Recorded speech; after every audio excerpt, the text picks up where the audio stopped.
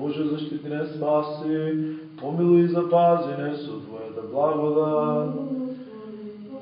Целият ден совършен свет, мир и безгрешен, го просим от Господа.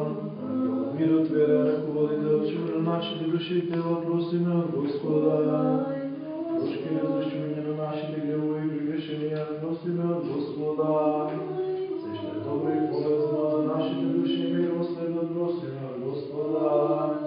Господа, да добива нашия живот, мир и обиди покаяние, просим от Господа. Истински край на нашия живот, безболен, пославен, мирен и да дадем добър отговор на старшния Христос, просиме. От Христос истина светилни уверът и заедница със Светия Дух, сами за себе и силът на живот на Христа Бога предадене.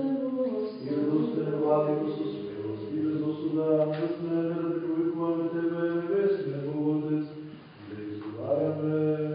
Отче наш, кой си на небесата, да се свети името Твое, да бъде царството Твое, да бъде волята Твоя, како на небото, така и на земята. Хлебът наш насущен дай ни днес и прости ни долговите наши, како што ги прощаваме и ние нашите должници.